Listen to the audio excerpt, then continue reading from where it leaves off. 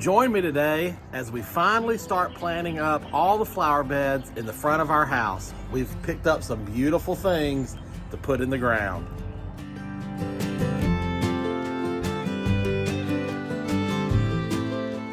All right, guys, welcome back to Horticulture Geek. Thank you so much for joining me today here on the channel. I'm Ray, and today, as you just heard, we are finally going to be starting to install our brand new landscape in the front yard. If you're new to my channel and you're just coming across this video, I had an old, mature landscape in the front of my home, as many houses do. It was put in when the house was built in the 80s, and it had just run its course. The front bed had large mature boxwoods that had contracted boxwood blight, and they were systematically dying out. I had incredibly large hollies, the old varieties of hollies that wanted to get 15 to 20 foot tall, and they were planted right up on the foundation of the home, and they had to be pruned 2 or 3 times a year to keep them in check. And so it was a very green, old landscape. And since the boxwoods had issues and the hollies were a maintenance nightmare, everything got ripped out. So we are starting from scratch. And so, well, I take that back. There are some crepe myrtles on each end of the house. Those were left. You'll see that in a minute. And then there's some like daylilies and a few other perennials that are left up there. So my plan is to go in with just some key foundational pieces. Plants that can stand the test of time, that are relatively low maintenance, and that will be good backdrops for more pretty things up there. So if you are somebody who's considering ripping out your landscape, or maybe you've built a brand new house and you're trying to figure out what you want to do, there are several options for people for putting in a landscape in front of their home. You can just go straight shrubbery. You can do low maintenance shrubbery, kind of plant it and forget it, right? A lot of people choose that option. That's the option a lot of builders will put in houses if the builders are going to do the landscape for you before you buy the home, because a lot of people just don't want to fool with it.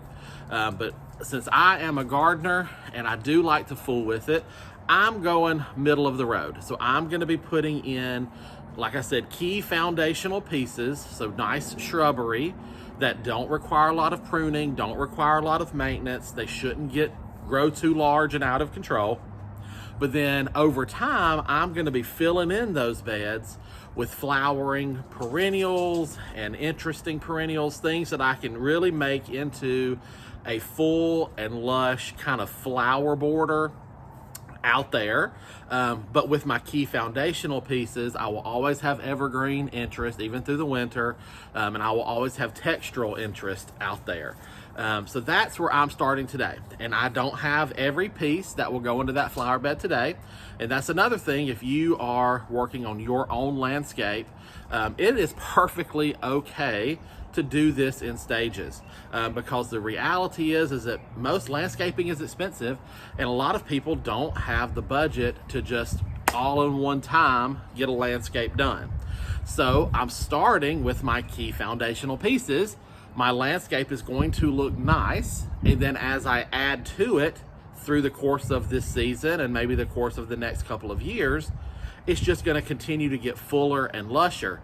But right now, from today, I have enough pieces that it should look decent and full, and it's not gonna look like, oh, what is this house doing, right? So that's kind of my tips for you out there if you are looking to do a landscape of your own in front of your home. Get some key structural pieces that will make the front of your house look good right now, and then you can fill in with more pieces as time and budget allow. Now, if you're blessed enough to have the finances to do it all right now, go for it. So how I'm going to do this today, if you've been with my channel for a while, I do live on a busy street, so I probably won't do just a whole lot of talking out front. So I thought I would go through the plants that I have back here where we've got a little more quiet and peace to show you these things. The sun is moving in my eyeballs, so I think I'm gonna change my camera direction just a little bit, and then we're gonna look at these beautiful plants that we have in the back of the truck. Give me just a second. Okay, so when you're working on a landscape, a good rule of thumb to make your landscape look complete, and I'm not talking about looking full, I'm talking about looking complete, is you've got to have a couple different textures and you've got to have 4 colors, okay? Our 4 colors that a garden needs to look complete in a general rule is red, green, gold or yellow, and blue, okay?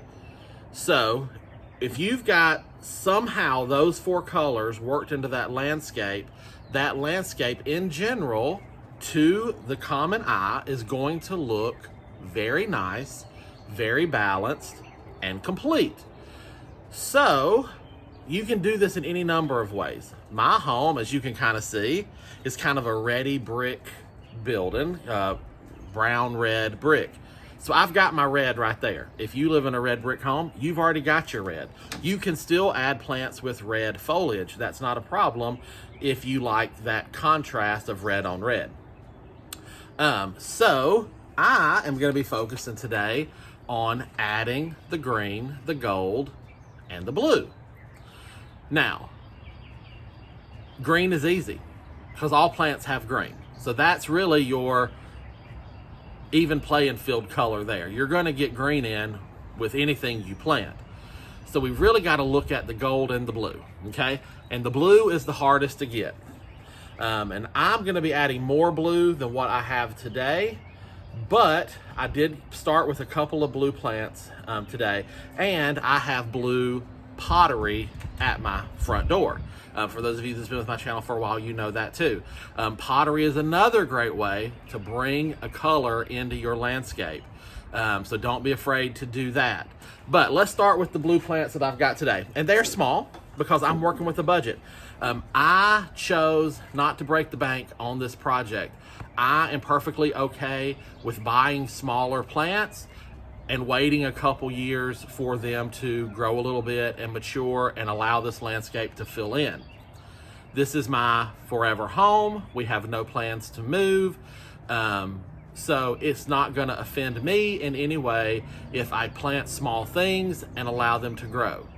If you are working on a landscape for a home that you're trying to sell, or if you are just an impatient person and don't want to wait for things to grow, you absolutely can buy larger specimens and pay the higher price to have an immediately mature landscape, okay?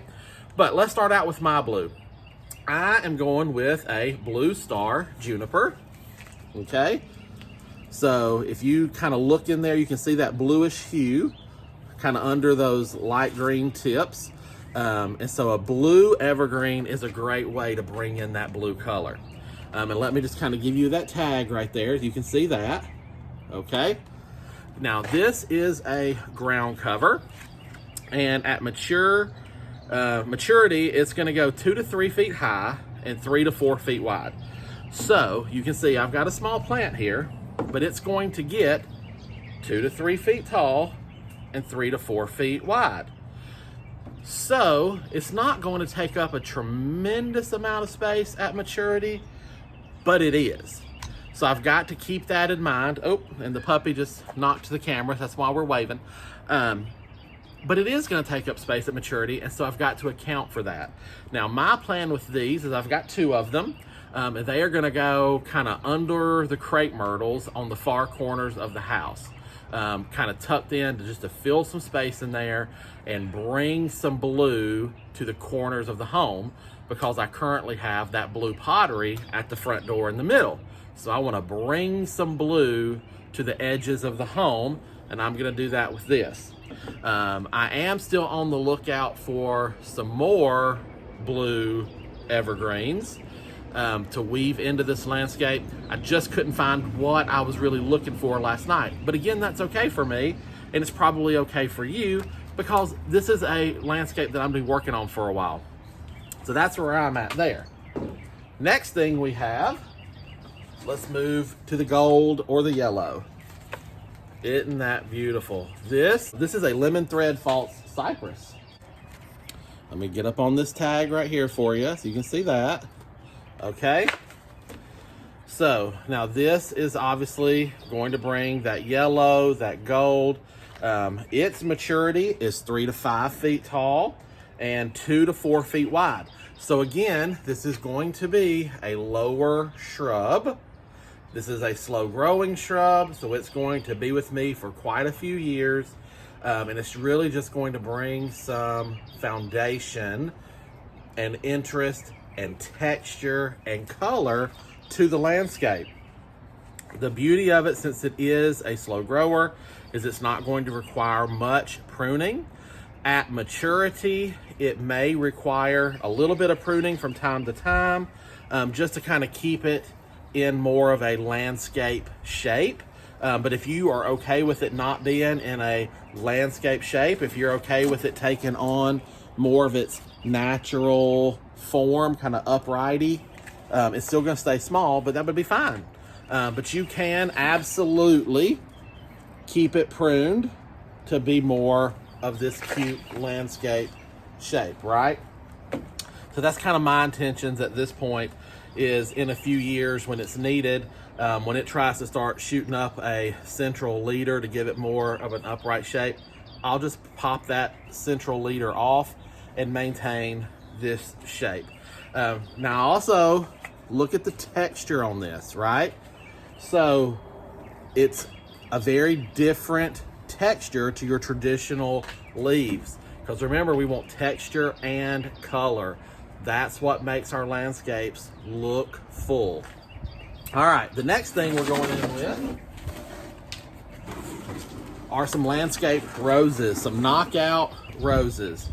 I like a landscape knockout rose for a couple of reasons. One, they tend to be low maintenance. They're some of the most low maintenance roses that you can get. Now, for me in my area, they are still going to require yearly treatments because I am in the South, and I live in a hot, moist environment. We have high humidity here. So all of our roses here at some point are going to struggle with black spot and powdery mildew. I've done videos on this before. It's easy enough to treat. A little copper fungicide, some other products, some good pruning when it's required. Landscape roses, however, don't require a whole heck of a lot of pruning. Like right here, there's a broken branch. I'll prune that out. So that's my pruning that I'll do periodically on these. But other than that, it's just really maintaining these plants, treating them for any problems that may go on them. But again, for a landscape, I'm using this for two reasons. These are going to go kind of under the windows of my home. They're bringing in color. They're bringing in color through their leaves. You can see the leaves are kind of a green to a darker. They're bringing in a little security. This rose does have thorns. It's going under the windows. But then again, it's bringing in some more texture as well. We have more of that traditional leaf shape here.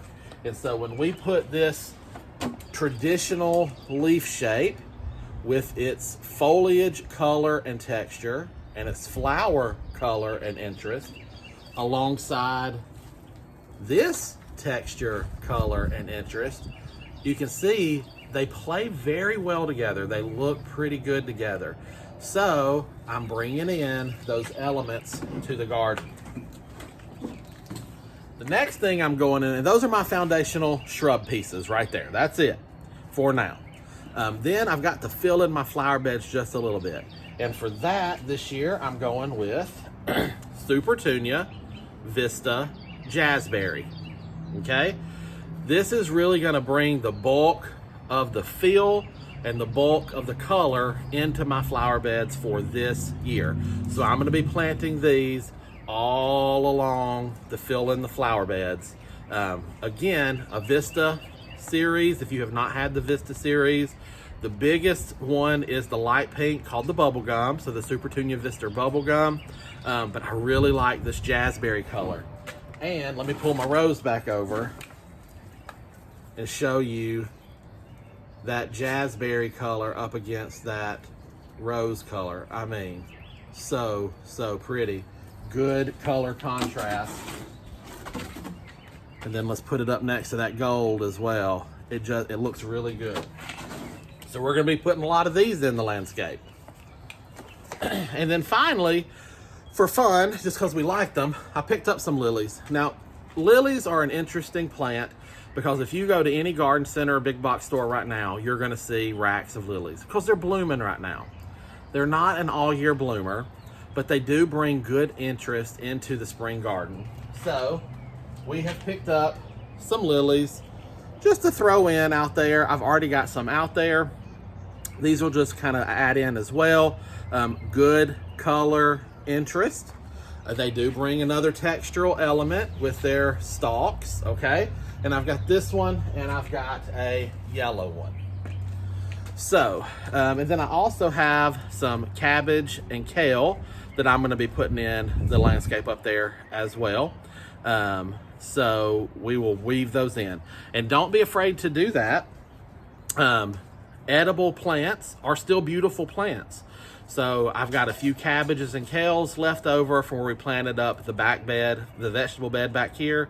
I'm gonna be putting those in up there to fill space and bring texture and interest.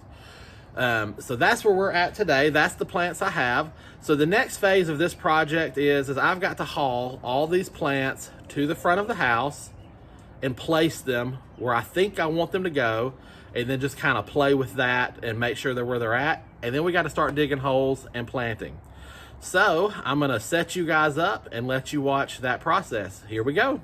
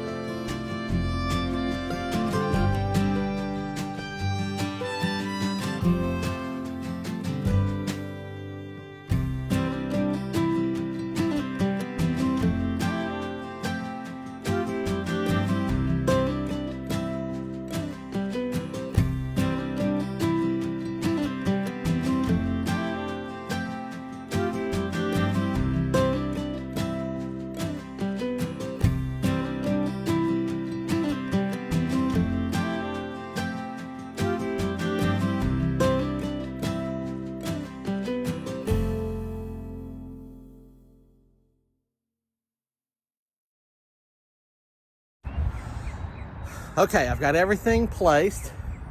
So now it's just a time to dig holes and get it all in the ground. We'll do that together on one, and then I'll show you at the end once everything's in the ground.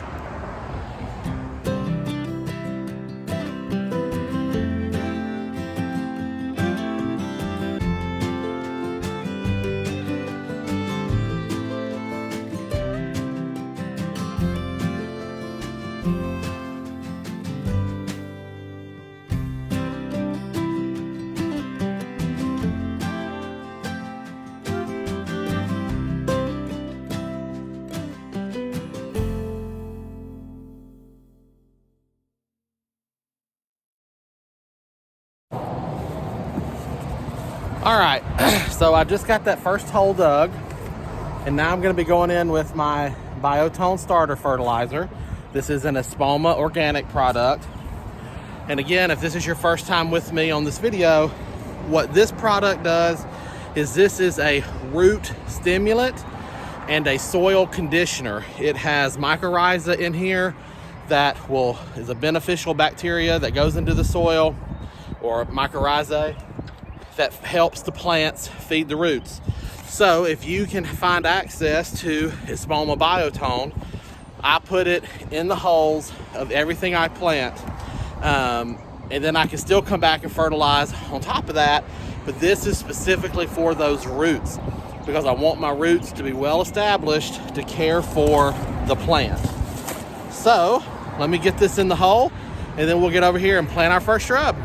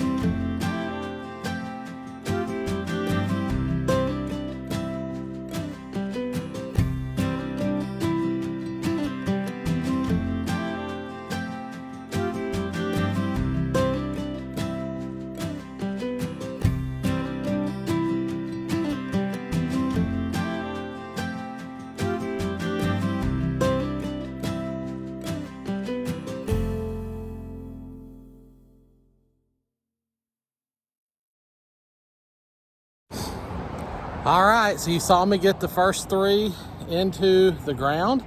So now I'm just gonna continue on planting the rest. I'm not gonna film that. You've seen 3 plants go into the ground. It's the same process for the rest. So we will come back in just a minute once everything else is in the ground and give you a walkthrough of everything.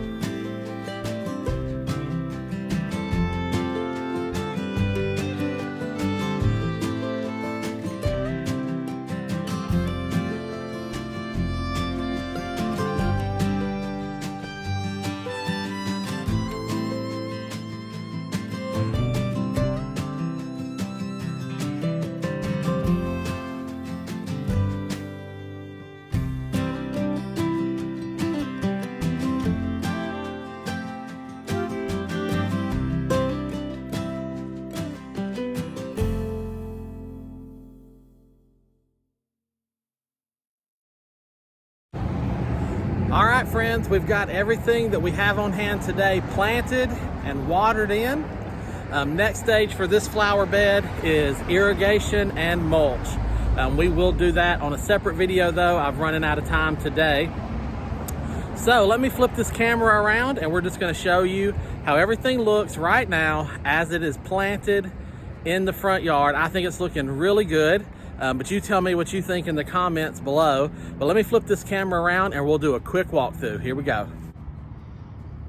All right, so starting right here on the corner under the crepe myrtle, we did the yellow lily, then the reddish orange tipped lily, and then you can see our petunias come in, the cypress, the rose. We continue on with the petunias, the other rose. And I do have, like I said, a plant that I'm still on the hunt for to go on this corner here and to go on that corner there. And then the rest of the stuff though is just gonna fill in with perennials and annuals. I've got some dahlias plotted up. I'll be putting some dahlias, however you pronounce that word. I'll be putting those out here and a few other things. If we come in right here, you can see a cabbage, a red cabbage and a green cabbage. I put a cluster of kale there. That is the dinosaur kale. It's gonna give me some height. And then I just repeat it over here, cabbage, cabbage, kale. And I will be planting amongst the cabbage and kale with annuals. And also I will for sure be doing the circle under the crepe myrtle on both sides with annuals as well. But then just continuing on, again, we've just repeated our supertunias, our cypress, our rose, our blue juniper, the lily, and then the lily. All right, guys, I moved back here into the garden away from that busy street, so hopefully it's a little easier to hear. But that's gonna wrap up, like I said, our project and our video today. I've run out of time, so the next video will most likely be irrigation and mulch. The next video could be one of the other projects I've got going around here, but you stay tuned. We will have more projects coming up. I've got planting projects here in the main garden, more projects in the front. So hit that like button, hit that subscription bell, the notification bell if you haven't done so yet, and come back and keep a check on our content here at Horticulture Geek. I hope you've enjoyed today's video. If you are trying to redo your own landscape, just remember it's an endless opportunity for you to do what looks good to you, okay? Just remember the basics. You're looking for color and texture. Those create interest. And if you get a good color palette with hopefully those 4 colors, gold, blue, red, and green, then it's going to be very visually pleasing. And I promise you're going to be satisfied with the results. And then also remember, you don't have to go with big, expensive, full-size, full-grown plants. You can start small if you need to, or if you want to, you can start big and get the bigger plants. Totally up to you. That's one of the beauties of gardening, is you make it work for you, your budget, your comfort level, and your willingness to do the amount of work required. If you find a plant that you absolutely love, but it's going to be a lot of maintenance to keep it looking nice, and you're willing to do it, then do it. But if you're not willing to do it, then shy away from those types of plants. So remember to check your tags to see how big it's going to get, how wide it's going to get, if it's going to have weird growth habits. It should tell you all that on the tag, and then you can plan accordingly for the spot you have to put that particular plant. I hope you've enjoyed today's video. I hope it's encouraged you and inspired you to get out in your own garden and tackle your own planting projects or landscape projects. Like I said a minute ago, if you've enjoyed this video, hit that like button, let me know. And if you have any questions or comments, hey, feel free to leave those down below and I will answer those as best as I can. That's going to wrap it up for me today here in the Horticulture Geek Gardens. Thank you so much for joining. But until next time, from my garden to yours, I wish you all the best and happy gardening.